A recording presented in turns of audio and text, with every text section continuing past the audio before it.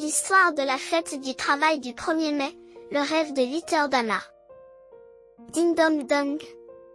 Le réveil sonna. Anna se frotta les yeux. Il faisait encore sombre par la fenêtre. Elle n'avait dormi que 4 heures et ses os étaient déjà en train de se détériorer. « Dépêche-toi, Anna !» cria maman en bas. « Si tu es en retard, ton salaire sera déduit. » Anna a enfilé ses vêtements de travail dans le noir, a attrapé un morceau de pain sec et s'est enfuie. Ses doigts étaient couverts de blessures après avoir travaillé sur le métier à tisser hier. Elle a 12 ans et travaille à l'usine depuis 2 ans. Dans l'usine, le rugissement des machines faisait mal aux oreilles des gens. Anna s'assit à sa place et commença sa journée de travail. Son travail consistait à surveiller la broche qui tournait rapidement et à relier le fil cassé. Si vous ne faites pas attention, vos doigts risquent de rester coincés dedans. Et, Anna, toussa l'oncle Tom, j'ai entendu dire que quelqu'un organisait une marche pour exiger une journée de travail de 8 heures. 8 heures? Anna écarquilla les yeux. Que fais-tu du reste du temps? Je peux aller à l'école, passer du temps avec ma famille. Avant que l'oncle Tom ne puisse terminer ses mots, le contremaître est arrivé avec un fouet, et ils ont rapidement baissé la tête pour travailler. Cette nuit-là, Anna était allongée dans son lit, incapable de s'endormir. Elle compta les fissures dans le mur et réfléchit à ce que l'oncle Tom avait dit. 8 heures de travail, 8 heures de repos et 8 heures de jeu libre. Quelle vie merveilleuse!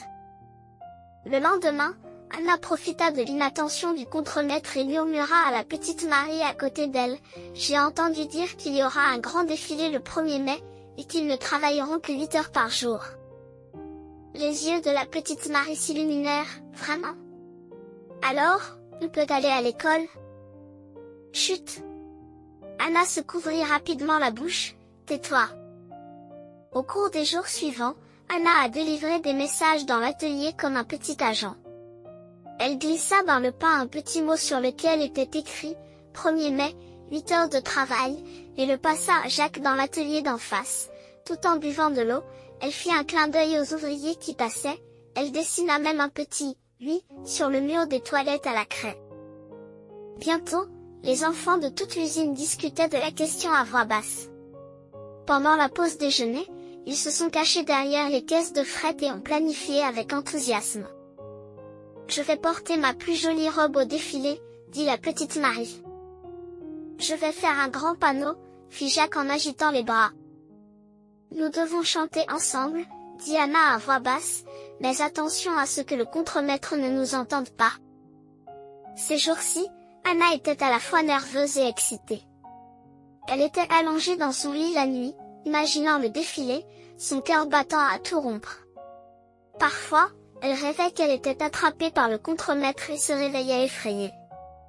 Mais quand elle pensait pouvoir se battre pour une journée de travail de 8 heures, elle se sentait à nouveau pleine de courage.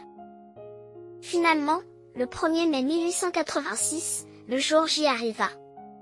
Tout Chicago se transforma en une mer de protestations. Anna revêtit ses plus beaux habits et descendit dans la rue avec des milliers de travailleurs. Ils brandissaient des pancartes et scandaient des slogans, « Nous voulons une journée de travail de 8 heures. Nous voulons aller à l'école. Nous voulons nous reposer. » Soudain, les sirènes ont retenti. « Dispersez-vous! Dispersez-vous !» Les policiers se sont précipités à cheval. Anna était si effrayée qu'elle s'est cachée derrière l'oncle Tom, mais elle tenait toujours fermement le panneau. Dans le chaos, certaines personnes ont été blessées et d'autres ont été emmenées. Le genou d'Anna était également cassé. De nombreuses personnes tombèrent à terre et certains enfants pleuraient. L'odeur du gaz lacrymogène les aveuglait, mais Anna n'avait aucun regret. Elle savait qu'il ne pouvait pas reculer pour lutter pour une vie meilleure.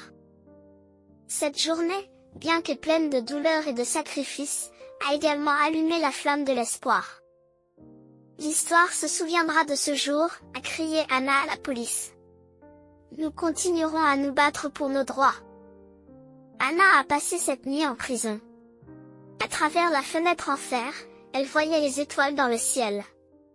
Peut-être qu'un jour, pensait-elle, tous les travailleurs pourraient admirer les étoiles lors d'une nuit libre au lieu de transpirer dans une usine.